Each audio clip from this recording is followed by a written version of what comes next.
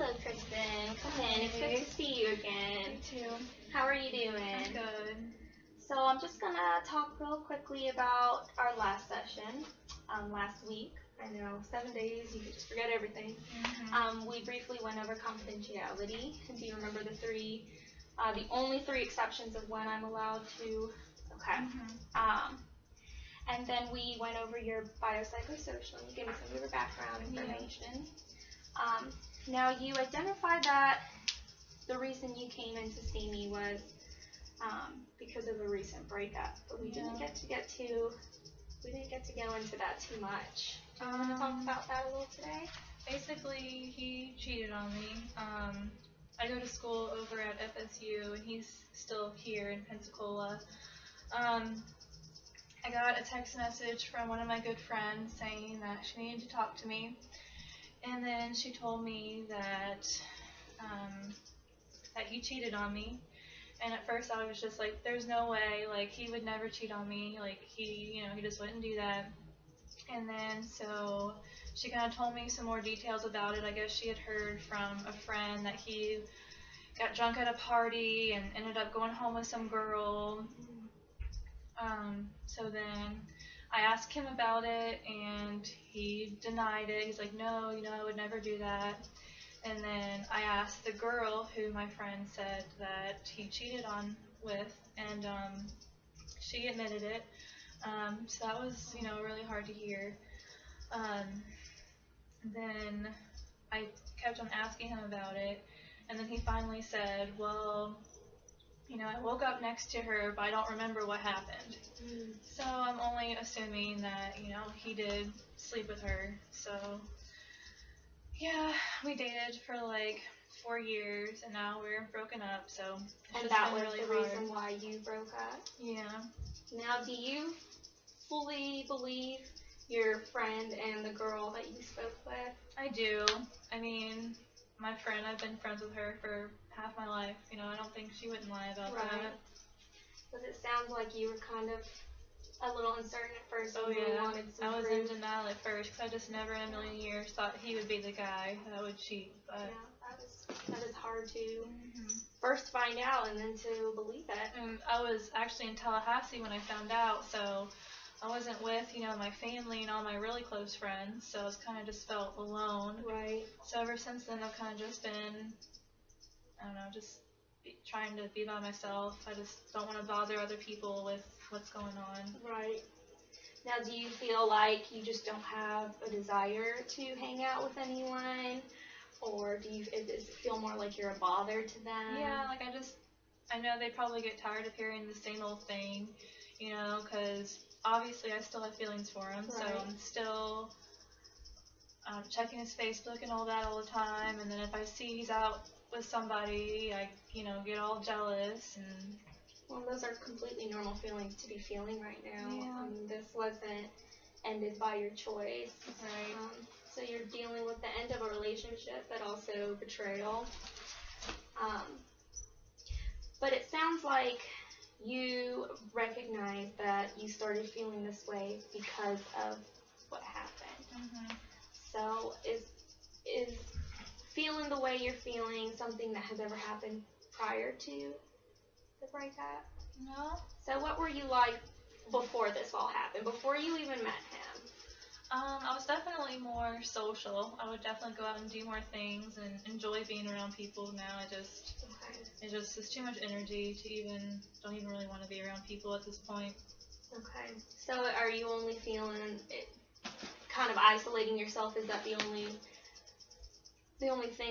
part of your life that the way you're feeling is affecting? Yeah, I think I'm definitely sleeping more too. Also, I think that's definitely changed. I used to sleep like maybe 7 or 8 hours. Now it's like 10 usually. Okay.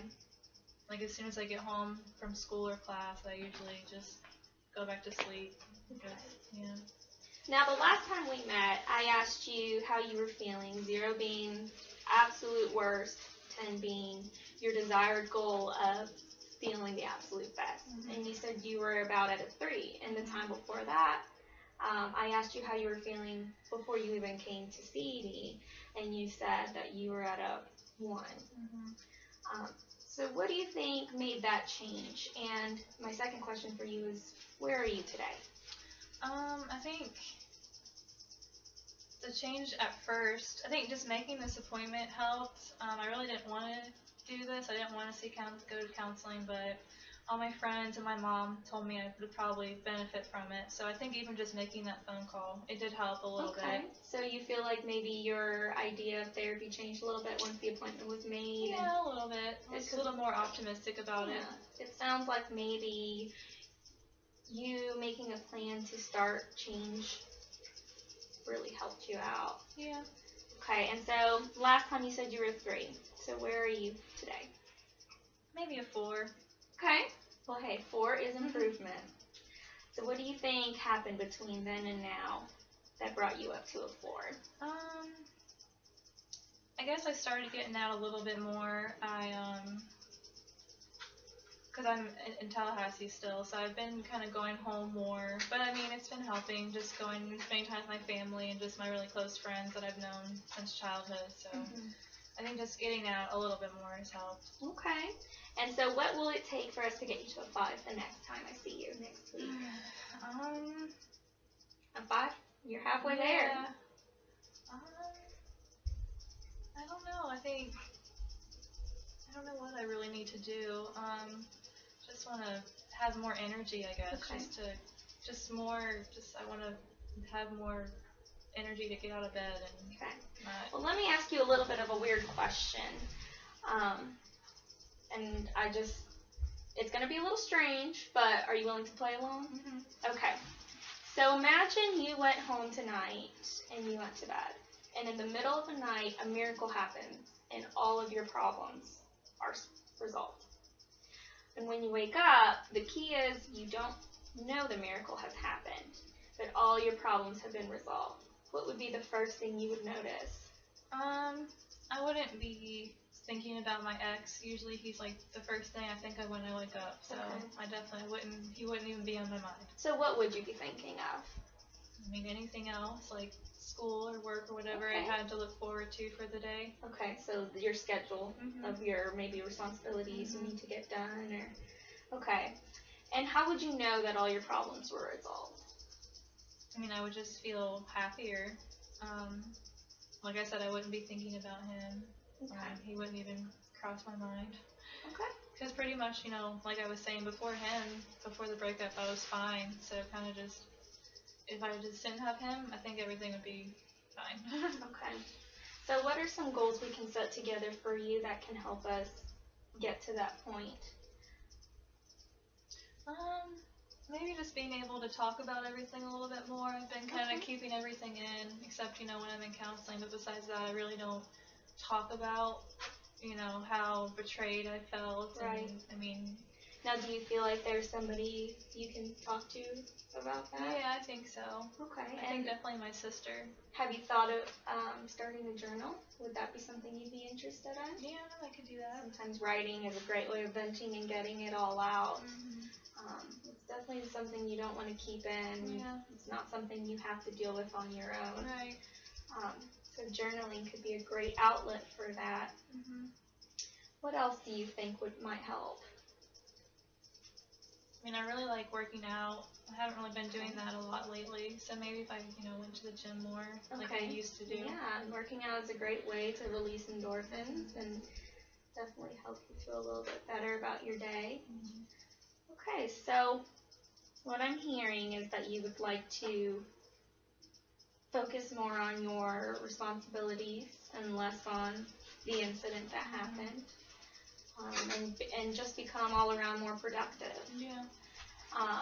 And I think those are great goals, but I want you to leave with just one thing to think about and one assignment, and that is just to quickly write down the things in your life you don't want to change right now. Okay. I would really like for you to focus on the positives, because I do see a lot of strengths about you. You are still in school. You are still trying to get out and be social and talk to your family and move forward. So just for this next week, focus on the positives. What do you not want to change? And then next week, we can talk more about these goals and start figuring out step by step how we can approach them make them realistic and for your day-to-day life. Okay.